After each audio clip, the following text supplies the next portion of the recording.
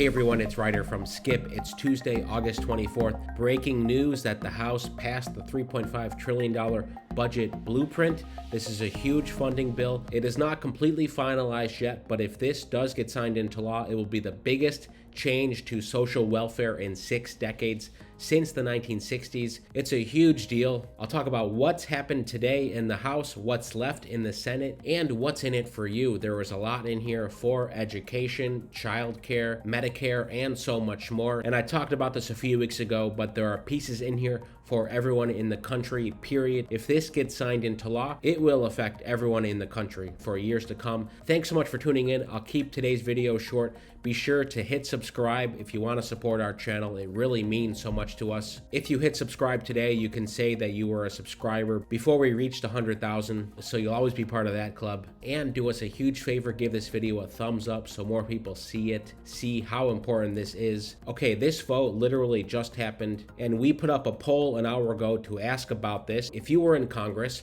would you support the $1 trillion infrastructure bill and the $3.5 trillion budget blueprint? Interesting results so far, almost 300 votes. 49%, let's round up to 50%, say they'd support both of these. 40% say you won't support any of the spending. 8% say you would only support the infrastructure bill, and 4% say they would only support the $3.5 trillion budget blueprint. So that's certainly the minority. What's most controversial here is, of course, the $3.5 trillion budget, because it's a massive, wide-reaching program. You know, in one of the most popular videos we've ever done a couple weeks ago, we talked about exactly what was in it, which includes $1.8 trillion for working families, the elderly, and the environment, a tax cut for Americans making less than $400,000 a year, a tax increase for families making above that, and for corporations, hundreds of billions of dollars in savings on prescription drugs. Part of this would have universal pre-K for 3 and 4-year-olds, childcare for working families,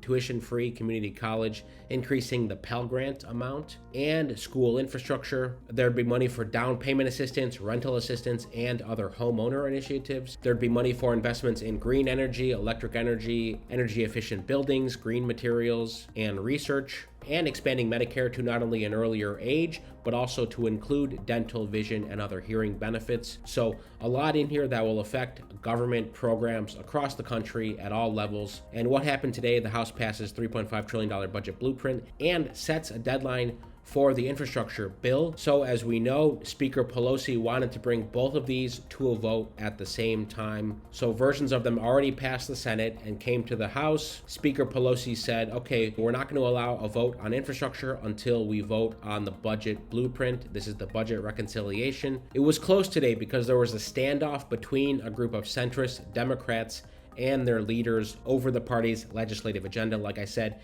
the voting was along party lines. A lot of these bills are. Democrats control both the House and the Senate. The budget framework passage in the House officially unlocks the process that will allow Democrats to pass a sprawling package of healthcare, education, and climate provisions, some of the things I just mentioned, in the Senate without GOP support, so long as they retain the support of all 50 senators in the Democratic caucus. I talked about this many times. Of course, there's a couple swing Democrats in the Senate, in particular Senator Joe Manchin of West Virginia. So he's the wild card. We've talked about this for weeks, but that is really what a lot of this is pinned on now. If it goes back to the Senate, Joe Manchin has a lot of negotiating power here. And when it passed the Senate a couple weeks ago, Joe Manchin said he had concerns and would want to see changes before a final vote. So there will almost certainly be some changes that Senator Manchin wants to allow this to pass in the Senate, then be signed into law. Nancy Pelosi also said today, quote, I am committing to pass the bipartisan infrastructure bill by September 27th. I do so with a commitment to rally House Democratic support for its passage. So there's going to be a lot coming in the next few weeks. Now, this infrastructure vote on September 27th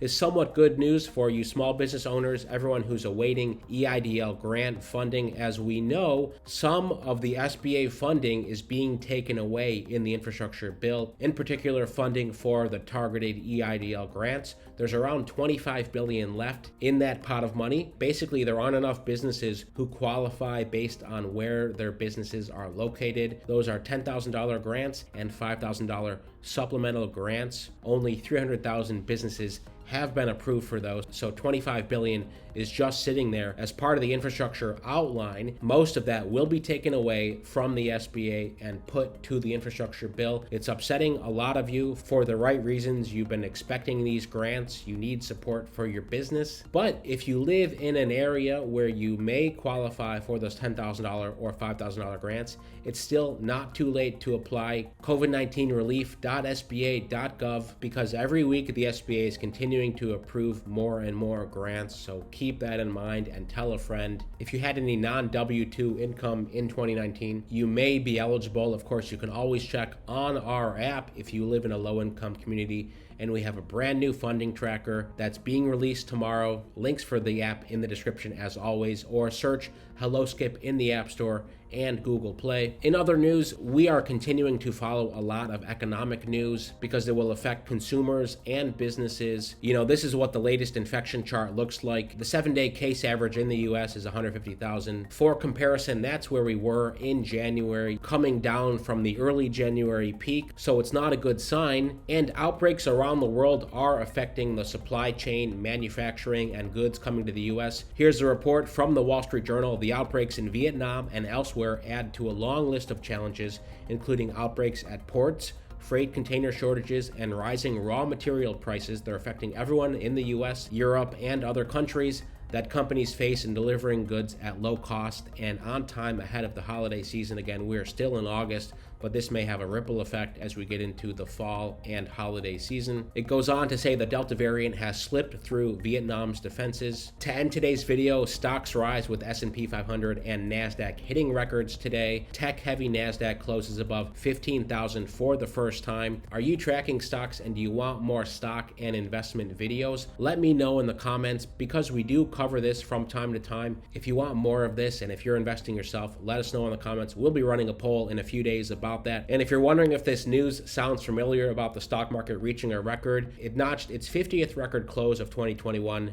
Shares of banks, oil producers, and companies in the travel industry helped power the stock market rally. If you want to take our poll where we ask about your opinion on the infrastructure bill and the $3.5 trillion budget blueprint, hit subscribe so you will see all the polls, and then go to our community tab. For all of you small business owners awaiting EIDL 2.0, which is an increase in the EIDL loan limit up to $2 million, and a few other things, there's no news today so far. Of course, we're watching this throughout the day, every day. I talked about it in yesterday's video, which I'll link to above. But more importantly, if you want to find out more about the $3.5 trillion budget, I'll also link to that in-depth video we did a couple weeks ago. If you want personalized help for your situation, whatever situation you're in with your small business, whether it's SBA, EIDL related, or something else, we have a couple more slots left this week. Go to skipgrants.com to book a time to talk with one of us. Most importantly, stay well, stay healthy, and I'll see you tomorrow.